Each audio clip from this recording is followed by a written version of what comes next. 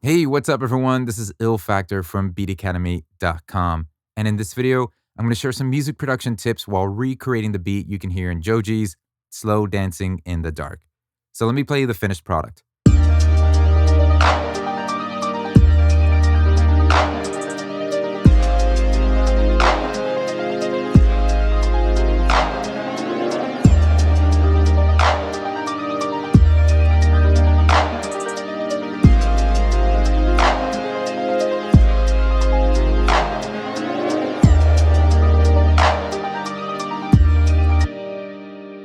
So let's start with the drums. Here's the pattern.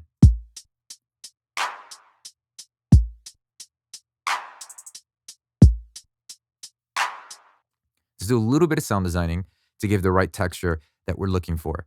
So this clap, we're going to go ahead and pitch that down. So let's go ahead to the transpose here in this drum rack, and let's just pitch this down. Why don't we go about 8 semitones? Now, the cool thing to keep note here is that when you pitch samples down, you're altering the texture because of the way the sample is being slowed down. So a lot of the artifacts here in the sample itself are going to be much more noticeable, which gives a really cool texture to it. So it's something that you could experiment with in your projects as well. Try pitching samples up and down, maybe layering it, because it does something really cool to the actual sound design of it.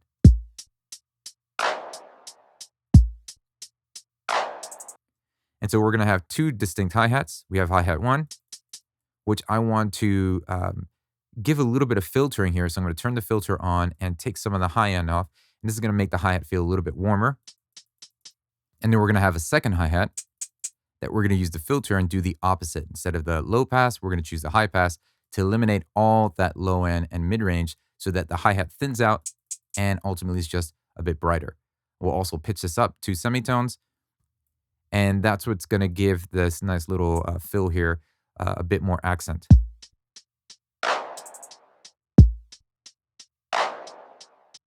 Next, we have a kabasa. You could use a shaker or a kabasa. And we're going to use this to accent the first couple of hits that we see here. So I want to use my pencil tool by hitting the B key on my computer keyboard. And by dragging up and down, I can change the value of the velocity. So you can see the color showing brighter and darker with a lower velocity. So let's get a nice bright one here. Not on 127, not full velocity. But what we'll do is the next one will be a little bit grayer. And then the next one will be a lot brighter. And then we'll do another one right here. And this is just going to give a cool little accent on these 2 distinct notes.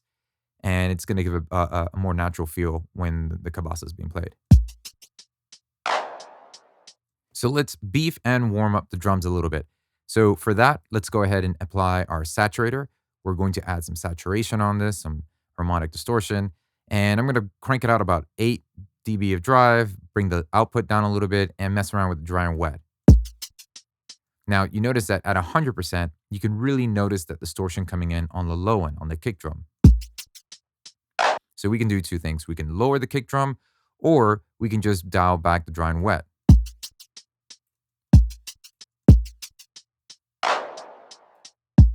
And I like where it's at right there. Then I'll use an EQ to take up some of that low end and leave room for the bass. And just do a little bit of compression. Now, the purpose of me doing this compression is not just to slap it, just to have compression on there. But I want to balance out the volume between that kick and the clap. And I want them to be a little bit more consistent and closer together. So let's use this compressor. We've got the attack here, slow attack, and a quick release about at 2, and the attack's at 10. And we're at 4-to-1 ratio here. And I'm just scaling the threshold back a little bit till I feel like the kick and clap are at a good consistent volume.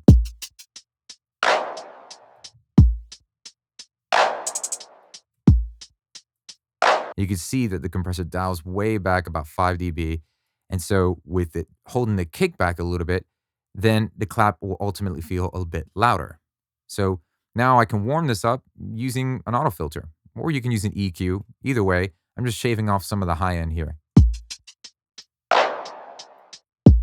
That's what gives it a nice warm feel. It's almost like putting a blanket over the sound.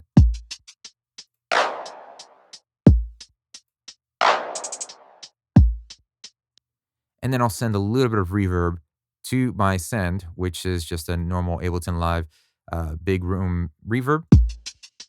And I'll put an EQ before the reverb so that we're not getting into that low end. And an EQ after the reverb so that we can take away some of that high end and also make the reverb a little bit warmer as well.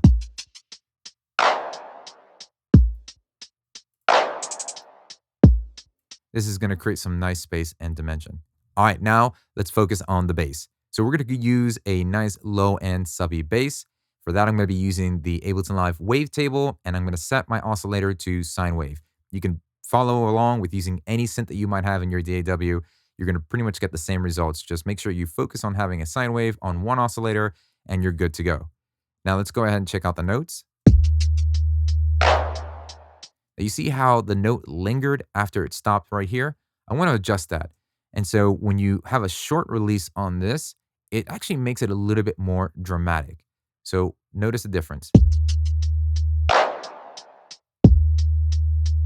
And it just shuts off right there. And that's what we want, because we want to create some tension in this space right here. So believe it or not, it's a musical decision to have the release either long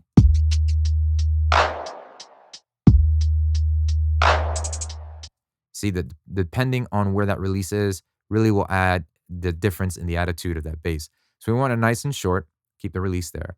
And now I'm going to add some saturation, but I'll use the amp distortion or the amp simulator here in Ableton Live, and we'll set it over here to bass.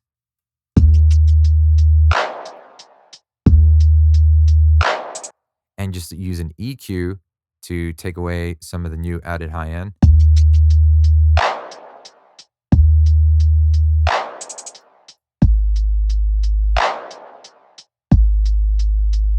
And I'll just use a compressor here just to do some slight side chaining, so every time the kick drum hits, the bass will just duck just slightly. So I'll go to the drum rack. We're going to go ahead and choose our kick drum and just do a little bit, lower the threshold just a little bit.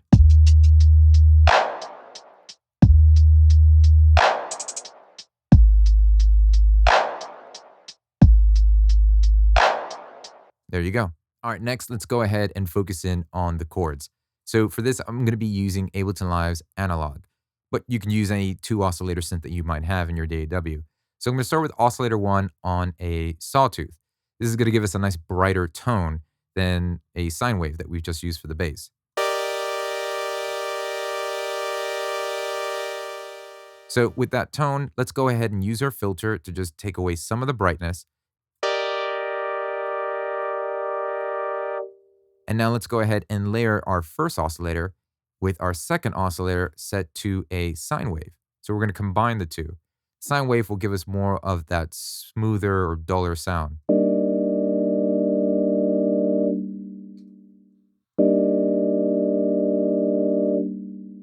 So now when we combine the two, and we're just going to, balance out the volume of each oscillator here. And when we go to oscillator 2, we can turn up the sub harmonic, just giving a nice bottom tone to this as well.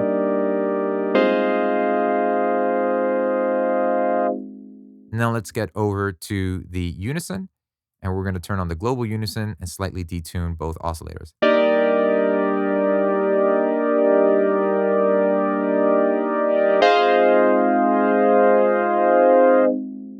Now, I'm going to add some white noise to this. So that's this noise generator right here on the side. Bring up the volume.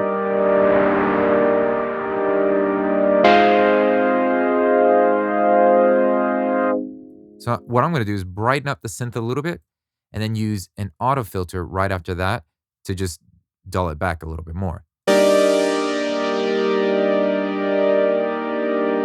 And I'll use the filter drive here to give some warmth and saturation.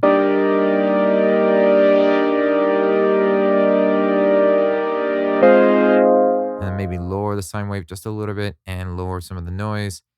And then we'll add some space with putting a reverb directly on this as well.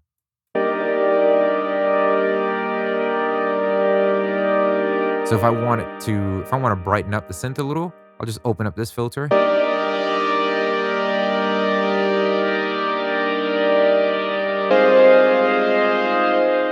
So notice that the attack is a bit too strong. So I'm going to go to our amp envelope and just slow the attack a little bit.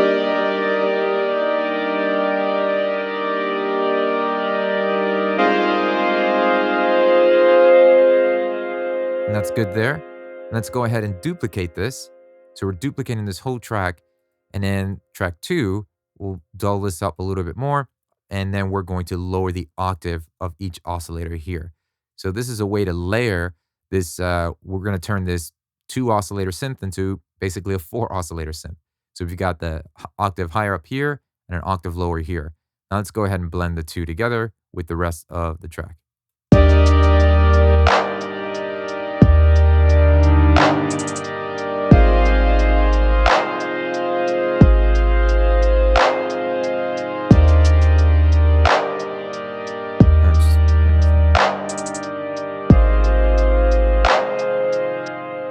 And now what I want to do is do that cool little pitch bend that we can hear in transition. So for this, let's right click on our detune, show automation, and the automation lanes show up for each individual track.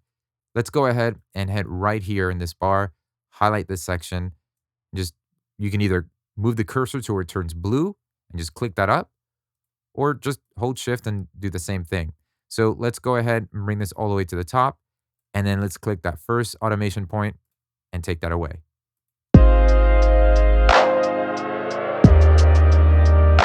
So I like doing the detune rather than trying to use the semitones because that might be a bit too dramatic.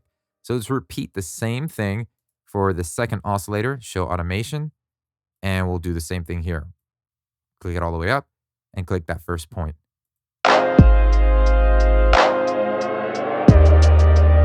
That gives a really cool bend between those two. All right, now let's go ahead and focus on that arpeggiated piano that we can hear in this section of the song. And so I'm going to go ahead and copy the chords that we've been using by holding the Option key, dragging that down. And we're going to use an Ableton Live stock piano patch. But let's go ahead and shift this a whole octave lower. So I'm going to hit Command A and just hold the Shift key and the down key, the down arrow key. So now that I have the chords in place, let's go ahead to our MIDI effects folder and choose Arpeggiator. Just drag and drop that in there.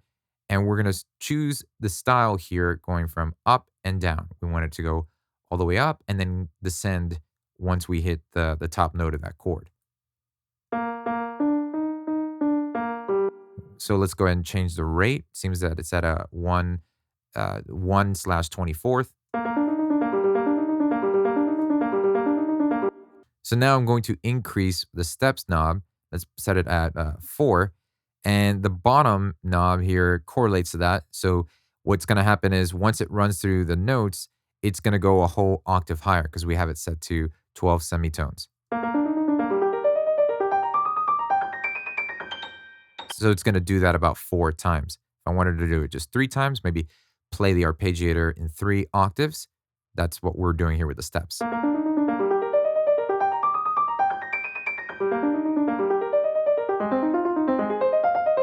And then we can just extend the gate open a little bit so that there's a little bit more release between each of the arpeggiated notes and the intervals.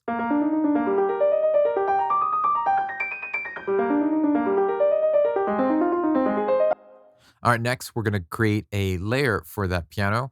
So let's head over to our wavetable, drag and drop that into a MIDI track. And I'm going to use the same exact arpeggiator. So I just copied that over to this MIDI track and the same chords. So let's start with making it a little bit brighter. Start with the sawtooth, and then we'll layer the sawtooth one with the second oscillator set to a square wave. Cool, kind of reminds me of like some Final Fantasy vibe. But I'm going to go ahead now detune the square wave a little bit. And then let's lower the filter frequency, but also assign that filter frequency to our envelope 2. So send a little bit of that there. Go to the mod sources, go to envelope 2, and we want this to be nice and short. So let's lower the sustain. And then lower the decay as well. And that's where you get more of that plucky type of sound. And I'm going to go from polyphonic, we're going to switch from 8 voices to 2.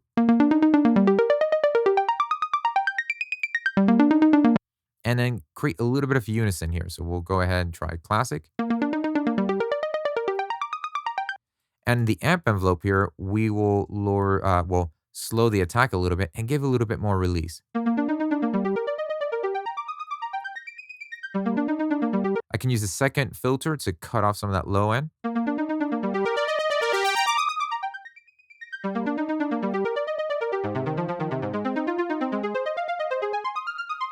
And then what we can do is give a little bit of sound design here, so processing with some effects. So let's go to our delay, drag and drop that right after.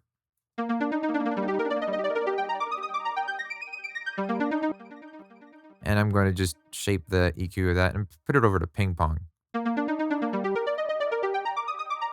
And then go ahead and put some reverb and a chorus. Let's put a chorus right before the reverb and dial the dry and wide of the reverb.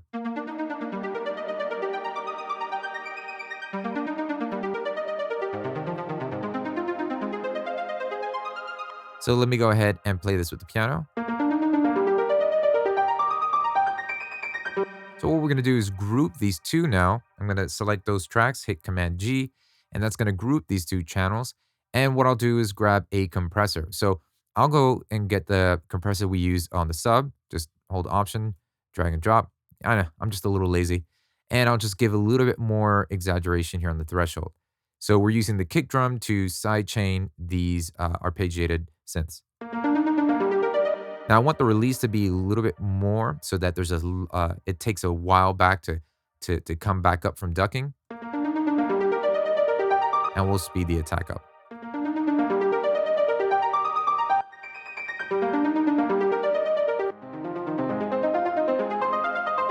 So now let's hear everything together.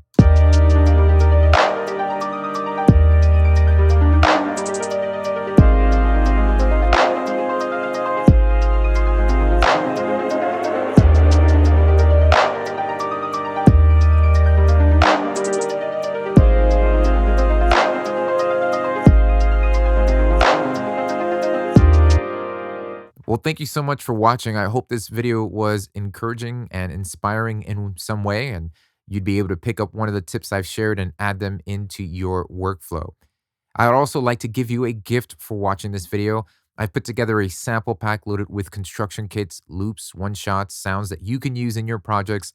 They're absolutely free, and they're absolutely 100% royalty free. So you can use them in your projects and create music and share that music with all your friends. So go ahead and download that by clicking the link below in the description box. I'll also put this session along with the sounds that I'm using in this session. If you wanted to follow along, download these sounds, you could click that same link in the description box to download that as well. You can also visit beatacademy.com/pack to go ahead and download this, as well as previous sessions from previous videos and a whole bunch of samples that you can use in your projects.